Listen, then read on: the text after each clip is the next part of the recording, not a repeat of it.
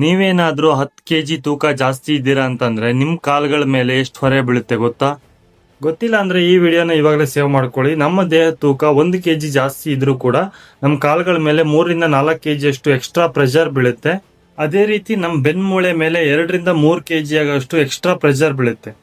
ಹಾಗಿದ್ರೆ 10 ಕೆಜಿ ಅಂತಂದ್ರೆ ಪ್ರತಿ ಹೆಜ್ಜೆಗೂ ನಮ್ಮ ಮಂಡಿ ಮೇಲೆ 30 ರಿಂದ 40 ಕೆಜಿ ಆಗುವಷ್ಟು ಎಕ್ಸ್ಟ್ರಾ ಪ್ರೆಷರ್ ಬೀಳುತ್ತೆ. ಈ ಪ್ರೆಷರ್ ಮೆಟ್ಲು ಹತ್ತುವಾಗ, ನಡೆಯುವಾಗ ಅಥವಾ ಹೆವಿ ಕೆಲಸ ಮಾಡುವಾಗ 4 ರಿಂದ 6 ಪಟ್ಟು ಜಾಸ್ತಿ ಆಗುತ್ತೆ.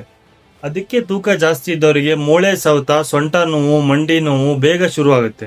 ಇದರಿಂದ ಬೆನ್ಮೂಳೆ ಅಂದ್ರೆ ನಮ್ಮ ಡಿಸ್ಕ್ ಮತ್ತೆ ಸ್ಪೈನಲ್ ಕಾರ್ಡ್ ಮೇಲೆ ತುಂಬಾನೇ ಪ್ರೆಷರ್ ಬೀಳುತ್ತೆ.